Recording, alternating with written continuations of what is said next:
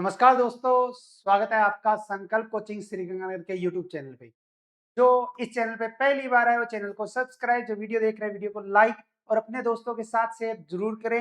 रोजाना सुबह सवा 7 बजे राजस्थान करंट जीके के 10 क्वेश्चन मात्र 20 मिनट में आपको इस यूट्यूब चैनल पे मिलते हैं। तो रोजाना 20 मिनट का समय जरूर निकाला करें, अपनी बेहतरीन तैयारी से जुड़े रहें। शुरू करते हैं क्लास और क्लास का पहला क्वेश्चन। ईंधन संकट से निपटने के लिए केंद्र सरकार की रणनीतिक योजना के तहत देश का पहला भूमिगत नमक गुफा साल्ट केव ऑयल रिजर्व किस जिले में बनाया जाएगा? अगर हम बात करें ईंधन संकट से निपटने के लिए केंद्र सरकार की एक योजना के तहत देश का पहला भूमिगत नमक गुफा साल्ट केव ऑयल रिजर्व हमारे राजस्थान में, और राजस्थान में भी अगर पूछे कहाँ, तो बीकानेर में। कहाँ? बीकानेर के अंतर्गत बनाया जाएगा। मार्च 2026 में स्ट्रेट ऑफ हॉर्मुज बंद होने की आशंका के कारण भारत के सामने संभावित ईंधन संकट की स्थिति उभरकर सामने आई थी। भारत अपने कच्चे तेल का लगभग 85% से अधिक आयात करता है, इसलिए हॉर्मुज जल डमरू मध्य ऊर्जा आपूर्ति के लिए अत्यंत महत्वपूर्ण है। वर्तमान में भारत के पास 3 भूमिगत चट्टानी रणनीतिक तेल भंडार है, जिनका संचालन Indian strategic petroleum reserve limited करती है। मौजूदा रणनीतिक भंडार से भारत के पास करीबन लगभग 9.5 दिनों के कच्चे तेल की आवश्यकता पूरी करने की क्षमता है। रिफाइनरियों के लगभग 65 दिनों के अतिरिक्त तेल भंडार को जोड़ने पर भी कुल उपलब्धता अंतरराष्ट्रीय ऊर्जा एजेंसी के 90 दिनों के मानक से कम है। मार्च 2026 स्ट्रेट ऑफ हॉर्मुज बंद, उसके कारण ईंधन संकट समस्या 85% से अधिक आयात करता है कच्चे तेल की। अगर हम बात करें हॉर्मुज जल डमरू मध्य ऊर्जा आपूर्ति के लिए महत्वपूर्ण, लेकिन बंद होने के कगार के अकॉर्डिंग अगर हम देखें तो हमारे भारत में केवल 3 भूमिगत चट्टानी रणनीतिक तेल भंडार हैं, और उसके अगर हम बात करें तो वो लगभग 9.5 दिनों के कच्चे तेल की आवश्यकता पूरी कर सकता है। लेकिन अगर रिफाइनरियों के लगभग 65 दिनों के अतिरिक्त तेल भंडार को जोड़ दिया जाए तो अंतरराष्ट्रीय ऊर्जा एजेंसी के 90 दिनों के मानक से कम है। अब केंद्र सरकार ने मध्य प्रदेश के बीना और राजस्थान के बीकानेर में 2 नए रणनीतिक पेट्रोलियम रिजर्व स्थापित करने का निर्णय लिया है। तो इंपॉर्टेंट जो बात आ जाती है वो हमारी यहाँ आ जाती है कि केंद्र सरकार ने कहा मध्य प्रदेश के बीना और राजस्थान के बीकानेर, इन 2 क्षेत्रों में रणनीतिक पेट्रोलियम रिजर्व स्थापित करने का निर्णय लिया है, और राजस्थान के बीकानेर में देश का पहला भूमिगत नमक गुफा आधारित रणनीतिक तेल भंडार विकसित किया जाएगा। नेक्स्ट, मिशन शक्ति ऐप। कौन सा? मिशन शक्ति ऐप। इसके माध्यम से महिलाओं और बच्चों की सुरक्षा तथा सहायता के लिए एक ही प्लेटफॉर्म पर कितनी प्रमुख हेल्पलाइन सेवाओं को जोड़ा गया है? अगर हम बात करें एक ऐप का नाम है मिशन शक्ति ऐप। कौन सा? मिशन शक्ति ऐप। किनके लिए? महिलाओं और बच्चों की सुरक्षा के लिए, सहायता के लिए एक ही प्लेटफॉर्म पर जो हेल्पलाइन सेवाओं की अगर हम बात करें तो जोड़ी गई हेल्पलाइन जो सेवा है वो कितनी है? 7। ये 7 नंबर कौन कौन से हैं ये पूछा जा सकता है। जैसे पिछली बार अगर हम बात करें रिट में क्वेश्चन पूछा गया था child helpline number, women's helpline number, ऐसे 7 हेल्पलाइन नंबर जो है वो आपको देखने को मिलेंगे। कौन सा ऐप? मिशन शक्ति ऐप। मिशन शक्ति ऐप महिलाओं और बच्चों की सुरक्षा, सहायता एवं सशक्तिकरण के लिए विकसित एक डिजिटल प्लेटफॉर्म है। कौन सा ऐप? मिशन शक्ति ऐप। इस ऐप के माध्यम से 7 प्रमुख हेल्पलाइन सेवाओं को एक ही मंच से जोड़ा गया है, जिससे संकट की स्थिति में एक ही क्लिक पर त्वरित सहायता प्राप्त की जा सकती है। मिशन शक्ति ऐप से जुड़ी हुई है प्रमुख कितनी हेल्पलाइन सेवाएं? 7, जिनमें से एक है 181। 181 महिला हेल्पलाइन नंबर है। महिलाओं के विरुद्ध हिंसा, उत्पीड़न एवं अन्य संकट की स्थिति में सहायता मिलेगी। 112 आपातकालीन सेवा है। पुलिस, एम्बुलेंस, अग्निशमन एवं अन्य आपातकालीन जो सेवाएं हैं उनके लिए 1098 चाइल्ड हेल्पलाइन नंबर बच्चों की सुरक्षा, संरक्षण एवं सहायता के लिए। 1930 राष्ट्रीय साइबर अपराध हेल्पलाइन नंबर। राष्ट्रीय साइबर अपराध हेल्पलाइन नंबर कौन सा है? 1930 साइबर ठगी एवं ऑनलाइन वित्तीय धोखाधड़ी की शिकायतें के लिए 1515 1515 पोषण एवं पीएमएमवीवाई हेल्पलाइन यानी प्रधानमंत्री मातृ वंदना योजना हेल्पलाइन नंबर 1515। पोषण संबंधी योजनाओं एवं प्रधानमंत्री मातृ वंदना योजना की जानकारी के लिए हेल्पलाइन नंबर है 1515। 1500 नालसा कानूनी सहायता हेल्पलाइन नंबर है। निःशुल्क कानूनी सलाह एवं सहायता के लिए एक नंबर है 1500। और फिर 14416 14416 टेलीमानस नंबर है मानसिक स्वास्थ्य परामर्श एवं मनोसामाजिक सहायता के लिए।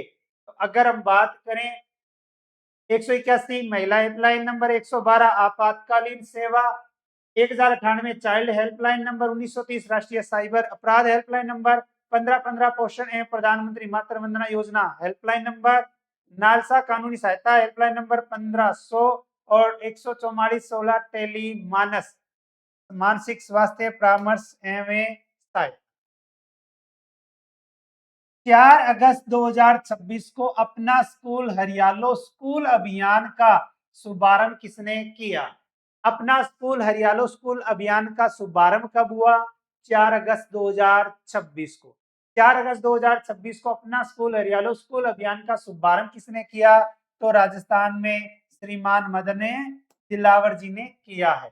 अपना स्कूल हरियालो स्कूल अभियान जिसका शुभारंभ कब हुआ? 4 अगस्त 2026 को।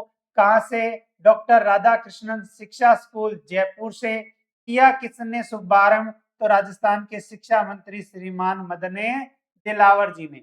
अब क्वेश्चन यहाँ से और इंपॉर्टेंट आ जाता है और वो आता है आपका कि मदन दिलावर जी ने अपना स्कूल हरियालो स्कूल अभियान का शुभारंभ कौन सा पौधा लगाकर किया? तो बेल पत्र का पौधा लगाकर किया। यहां से क्वेश्चन आने का क्या रहता है? चांस रहता है। अब देखो करंट के अंतर्गत कैसा भी क्वेश्चन आ सकता है, इसीलिए जो है वो आपको रोजाना पढ़ना चाहिए। मुख्य उद्देश्य है शिक्षा स्कूल परिसर को हरा भरा, स्वच्छ एवं पर्यावरण के अनुकूल बनाना व हरित वातावरण को बढ़ावा देना। नेक्स्ट, राजस्थान सरकार द्वारा डिजास्टर डेटा रिकवरी सेंटर कम एआई कंप्यूट सेंटर की स्थापना कहाँ की जा रही है? इसके द्वारा राजस्थान सरकार के द्वारा डिजास्टर डेटा रिकवरी सेंटर कम एआई कंप्यूट सेंटर, और ये सेंटर जो है अगर पूछे कहाँ स्थापित किया जा रहा है तो ये स्थापित किया जा रहा है अपने राजस्थान के जोधपुर में। कहाँ? जोधपुर में स्थापित किया जा रहा है। बात करते हैं राजस्थान सरकार के द्वारा राजस्थान के जोधपुर में डिजास्टर डेटा रिकवरी सेंटर कम एआई कंप्यूट सेंटर स्थापित कर रही है। और इस परियोजना का निर्माण अगर पूछे किसके द्वारा, तो राजस्थान के सूचना प्रौद्योगिकी एवं संचार विभाग के द्वारा किया जाएगा। इसका उद्देश्य है आपदा के समय सरकारी डेटा को सुरक्षित रखना तथा आर्टिफिशियल इंटेलिजेंस के लिए उच्च कंप्यूटिंग क्षमता विकसित करना। तो आपदा के समय सरकारी डेटा को सुरक्षित रखने और आर्टिफिशियल इंटेलिजेंस के लिए उच्च कंप्यूटिंग क्षमता विकसित करने के उद्देश्य से सूचना प्रौद्योगिकी एवं संचार विभाग द्वारा राजस्थान के जोधपुर में डिजास्टर डेटा रिकवरी सेंटर कम एआई कंप्यूट सेंटर स्थापित किया जा रहा है। यह केंद्र राज्य की डिजिटल अवसंरचना को अधिक सुरक्षित, विश्वसनीय और आधुनिक बनाएगा। इससे आपातकालीन परिस्थितियों में सरकारी सेवाओं की निरंतरता बनी रहेगी। एआई आधारित अनुसंधान, नवाचार और ई गवर्नेंस परियोजनाओं को गति मिलेगी। नेक्स्ट, देश का पहला राष्ट्रीय गोबर अर्थव्यवस्था सम्मेलन 16 अगस्त 2026 को कहां आयोजित किया जाएगा? राजस्थान का नहीं, देश का पहला राष्ट्रीय गोबर अर्थव्यवस्था सम्मेलन कब होगा? 16 अगस्त 2026 को। 16 अगस्त 2026 हमारे राजस्थान के जयपुर में देश का पहला राष्ट्रीय गोबर अर्थव्यवस्था सम्मेलन जो है वो आयोजित किया जाएगा। अगर पूछे देश का पहला राष्ट्रीय गोबर अर्थव्यवस्था सम्मेलन का आयोजन, तो आयोजन होगा 16 अगस्त 2026 को। अगर पूछे कहाँ होगा, वैदिक पादप औषधि केंद्र सांगानेर जयपुर में होगा, जिसका उद्देश्य है गौशालाओं को जैविक खेती, गोबर आधारित उद्योग, कौशल विकास एवं ग्रामीण रोजगार के केंद्र के रूप में विकसित करना। इसका मुख्य विषय गोबर आधारित अर्थव्यवस्था, प्राकृतिक खेती, जैविक उत्पादों के प्रोत्साहन तथा ग्रामीण आजीविका के सशक्तिकरण पर विचार विमर्श। विशेष आकर्षण सम्मेलन में देश भर की 11 उत्कृष्ट गौशालाओं को उनके उल्लेखनीय कार्यों के लिए सम्मानित किया जाएगा। कितनी गौशालाओं को? 11। देश का पहला राष्ट्रीय गोबर अर्थव्यवस्था सम्मेलन कहाँ होगा?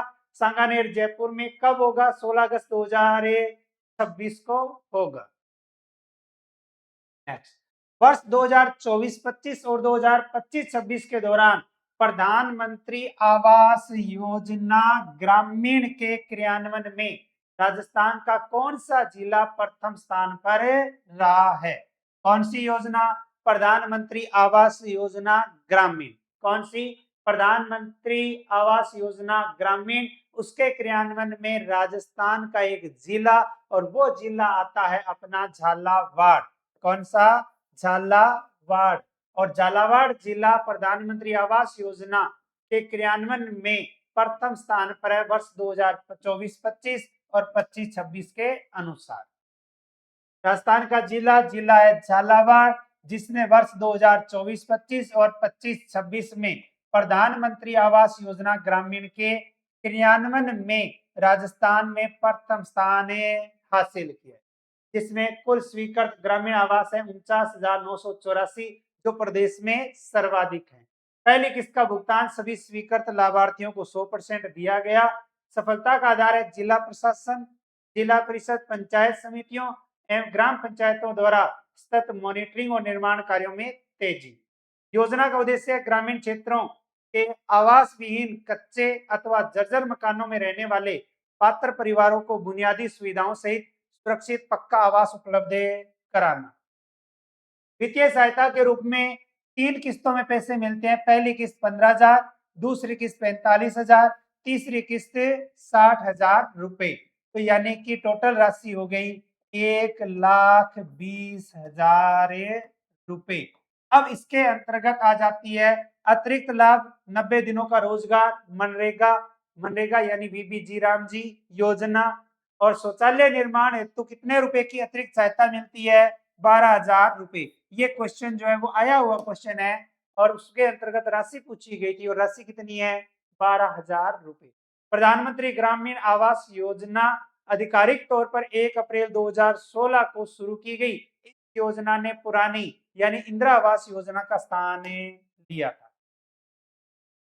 नेक्स्ट, 7वीं राजस्थान बधिर शतरंज चैंपियनशिप का आयोजन 5 अगस्त 2026 को कहां किया गया?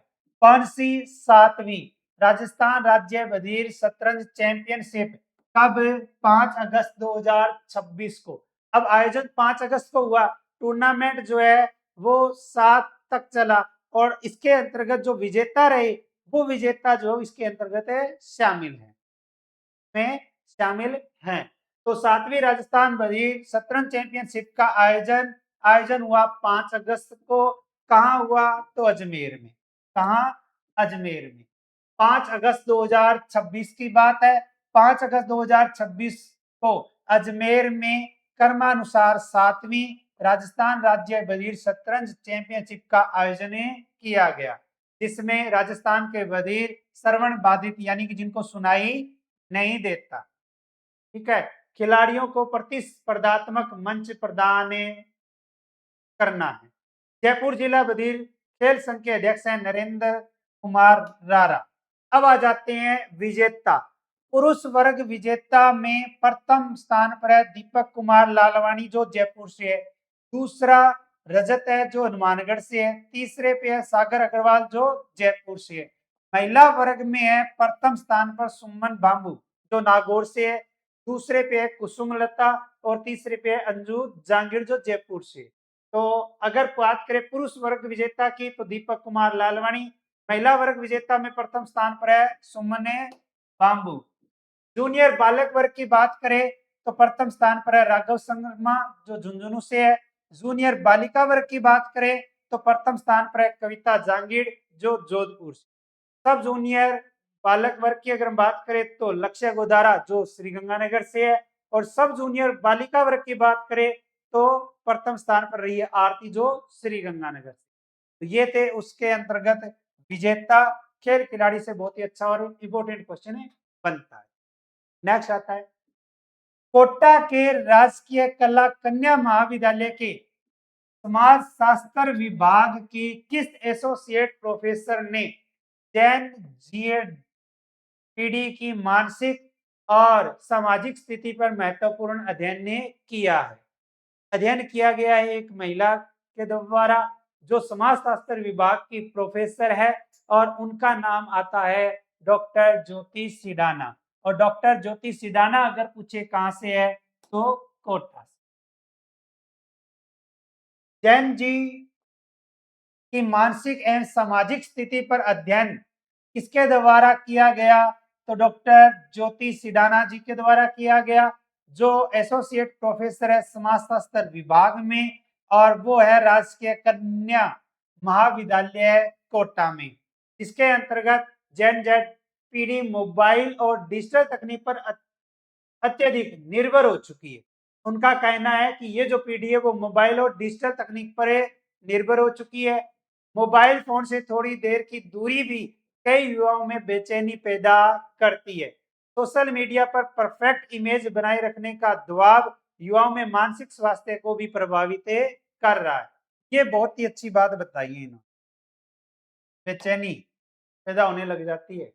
लगभग 61% युवा लाइक्स, फॉलोअर्स, ट्रोलिंग और नकारात्मक टिप्पणियों के कारण मानसिक तनाव और एंजाइटी महसूस करते हैं। वर्चुअल दुनिया के बढ़ते प्रभाव से युवाओं में अकेलापन, एंजाइटी और दूसरों से अपनी तुलना करने की प्रवृत्ति भी बढ़ रही है। अध्ययन के सुझाव जो दिए उन्होंने डिजिटल डिटॉक्स, समय समय पर सोशल मीडिया और मोबाइल से दूरी बनाकर मानसिक शांति बनाए रखना। कुछ दिनों के लिए मल्टीमीडिया मोबाइल को तो छोड़ ही देना चाहिए। पढ़ने वाले बच्चों को तो बहुत कम जो है वो ऐप यूज करनी चाहिए। मल्टीमीडिया मोबाइल नहीं, एप्लीकेशन जैसे इंस्टाग्राम, टेलीग्राम, स्नैपचैट, ठीक है, फेसबुक, ये एप्लीकेशन यूज नहीं करनी चाहिए। बाकी पढ़ तो रहे ही हो। पारिवारिक परिवार संवाद की बात करें तो वर्चुअल चैट की बजाय परिवार और मित्रों के साथ आमने सामने बातचीत करना भावनात्मक स्वास्थ्य के लिए अधिक लाभदायक है। चैट नहीं करनी चाहिए, सीधी डायरेक्ट बात करो। फिर आता है राजस्थान के किस जिले के बक्कासर क्षेत्र में अंतरदेशीय पोर्ट यानी इनलैंड पोर्ट एवं कृत्रिम नहर परियोजना प्रस्तावित है। तो राजस्थान के अंतर्गत एक क्षेत्र है बक्कासर और बक्कासर में अंतरदेशीय पोर्ट यानी इनलैंड पोर्ट एवं कृत्रिम नहर परियोजना का निर्माण किया जा रहा है। और बक्कासर आप सबको पता है कहाँ, बाड़मेर में। बक्कासर कहाँ है, बाड़मेर में। तो राजस्थान का बाड़मेर जिला और बाड़मेर जिले के बक्कासर क्षेत्र में अंतरदेशीय पोर्ट एवं कृत्रिम नहर विकसित करने का प्रस्ताव है। यह परियोजना बक्कासर बाड़मेर से जालोर होते हुए जवाई लूणी नदी बेसिन और कच्छ के रण के मार्ग से जुड़ेगी।